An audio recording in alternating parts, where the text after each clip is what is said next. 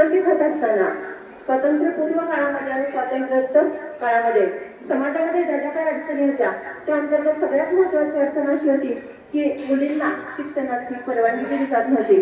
तर ही परवानगी दादा खुली करण्यासाठी या जोडप्याने खूप मोठं योगदान दिलं आणि त्याच्यामध्ये विशेषतः ज्योतिराव फुले यांनी महिलांना शिक्षण देण्यासाठी आपली पत्नी सावित्रीबाई तिला प्रेरित केलं आणि सावित्रीबाई फुले या पहिल्या शिक्षिका झाल्या आणि प्रेरणा मिळाली. आणि आज आपल्याला असं दिसतं की समाजामध्ये असं एकही क्षेत्र नाही की ज्या ठिकाणी स्त्रिया पोहोचलेल्या नाही.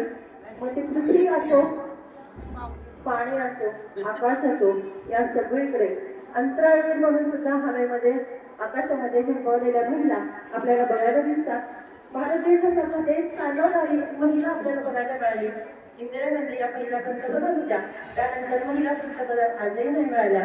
अशी खूप सारी उदाहरणं तुम्हाला देता येतील की जी क्रांतीसूर्य महात्मा ज्योतिराव फुले आणि सावित्रीबाई ज्ञानज्योती सावित्रीबाई फुले यांच्या या योग कार्यानं हे मिळालेलं आव्हान सुकम पेळलं, सर्व महिलांनी सहजपणे पेळलं आणि त्या विविध क्षेत्रामध्ये कार्यरत राहिल्या. म्हणून आपण त्यांच्या वेळी ज्योतिराव फुले यांना आज नतमस्तक होऊया.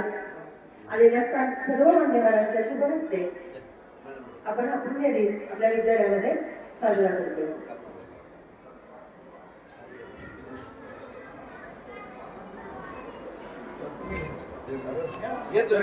तुम्ही घेतो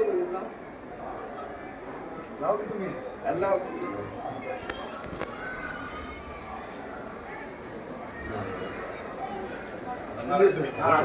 तुम्ही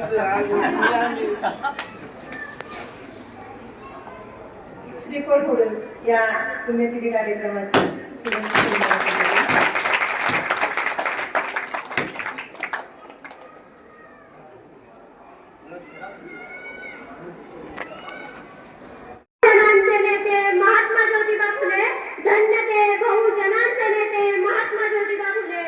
छत्रपती शिवाजी महाराजांचे समाधी स्थळ शोधून महाराजांना आणि त्यांच्या महान कार्याला जनमानस असणारे शिवजयंतीचे जनक महात्मा ज्योतिबा फुले, ज्ञानसूर्य डॉक्टर बाबासाहेब आंबेडकर ज्यांना आपले गुरु मानत ते दलितांचे कैवारी महात्मा ज्योतिबा फुले आणि सर्वस्व पणाला लावून स्त्री शिक्षणाची मुहूर्तमेढ रोवणारे आद्य शिक्षण महर्षी महात्मा ज्योतिबा फुले अशा या महान समाज सुधारकाला माझ्या शब्दांना नमन.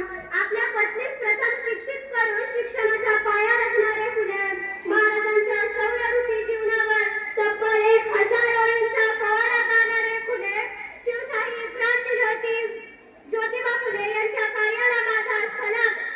महात्मा ज्योतिबा फुले यांचा जन्म 11 एप्रिल 1827 रोजी सातारा जिल्ह्यातील कटकुल येथे झाला.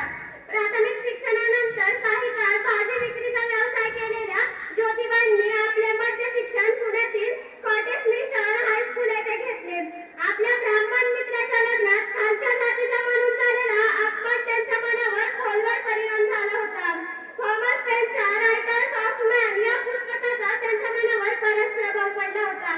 त्या पुस्तकातील एक विचार